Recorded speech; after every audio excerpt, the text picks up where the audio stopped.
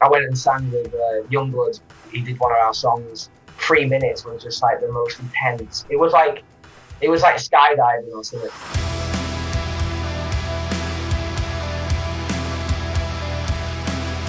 Hey everyone, it's your girl Emily Curl with iHeartRadio, and today we're joined by frontman Oli Sykes from the Grammy-nominated multi-platinum selling band Bring Me the Horizon. Hi Oli, thanks for being here.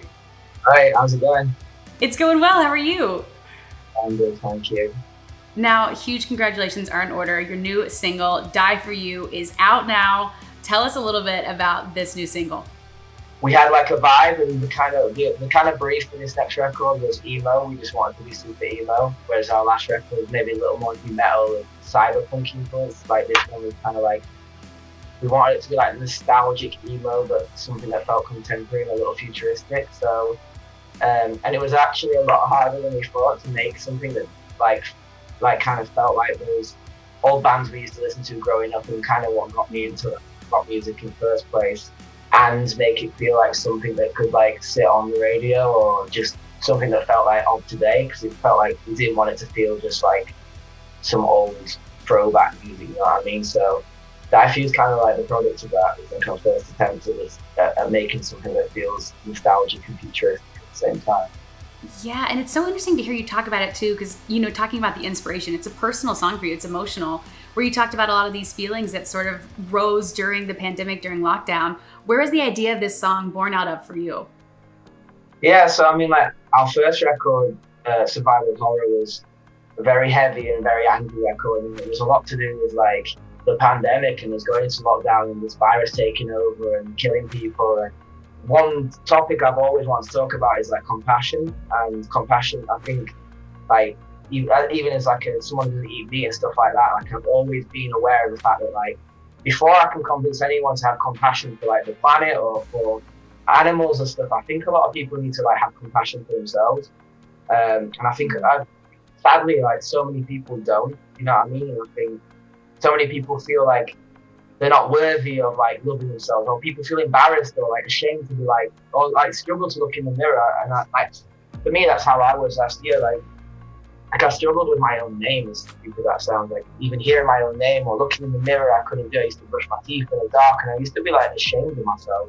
A lot was to do with like a toxic relationship I was in, and toxic relationship I was in with drugs and alcohol and stuff like that, and that's something that like basically I came face to face with in lockdown. You know what I mean? When everything stopped, like I struggled with this stuff maybe like 8 years ago, and I went to rehab, and you know I went and I did the program, and I came out and I felt like better. I felt like fixed. We went on to write our album Step Eternal, that was like kind of like exploded for us, and like we just went on tour and everything went crazy, and like I thought I was better, I thought I was healed, you know what I mean? And it wasn't until everything stopped and we went into quarantine that I realized that I was never really healed. I was just distracted.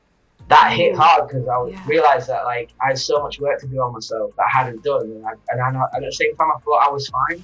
And I think so many are going through that same thing, and I think I'm probably not wrong in thinking so many people had a similar experience to me in lockdown, where they were like, okay, your work's been took away from you, like your social life, everything. But just like, all right, who am I? Like, what are my values? Like, what's important to me? Like for me, my identity was so connected to me in being in a band, like me on stage, I thrived off that so much that like when it all went, I was like, all right, what do I like? Who am I apart from that? Do you know what I mean?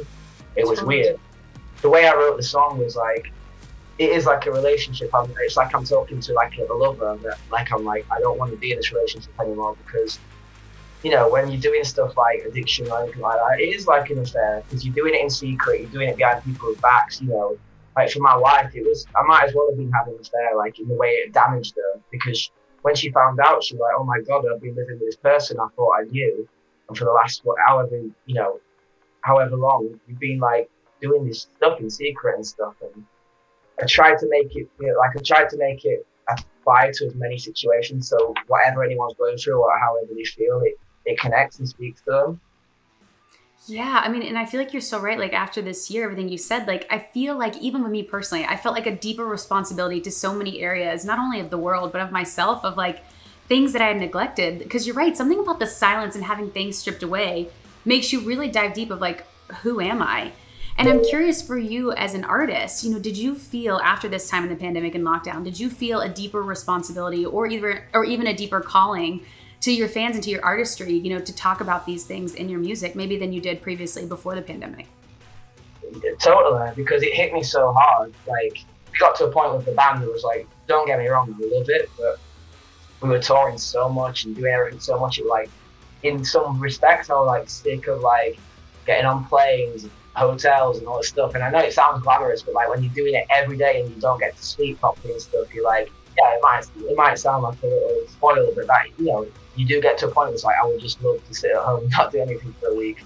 But like when it was all taken away from us, like you realize how important it is. Like, like one respect, it was like, right, I've got to give my life some other meaning apart from the band, but at the same time, it's like, I'm never going to take that kind of stuff for granted. I'm never going to take going on playing shows and doing all that stuff. Totally.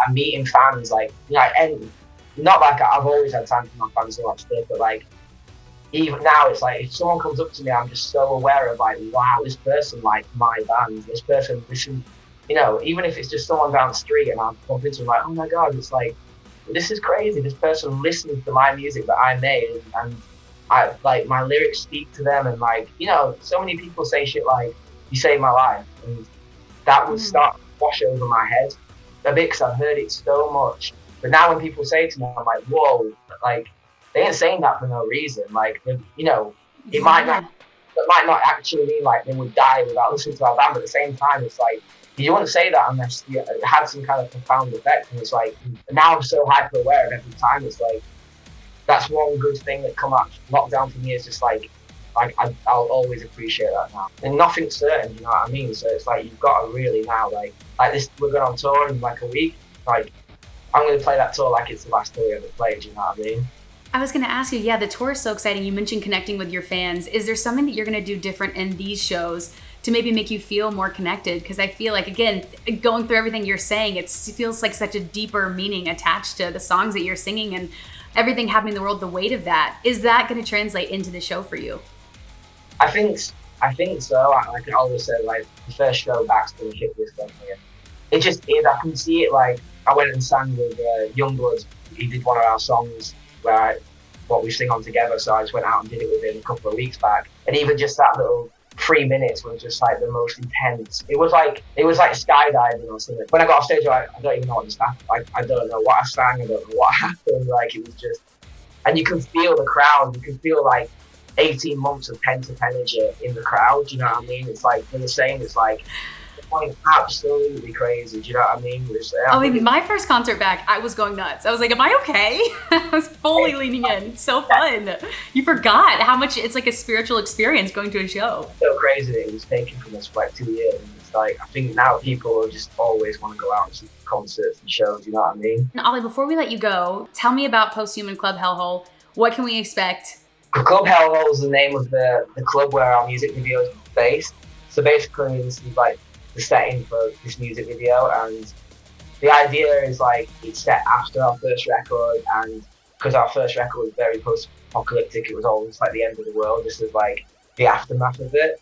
Basically everyone's like, well, not everyone, but like most people have transmitted this bat virus, and most people are vampires now, and some people are learning how to live with this virus.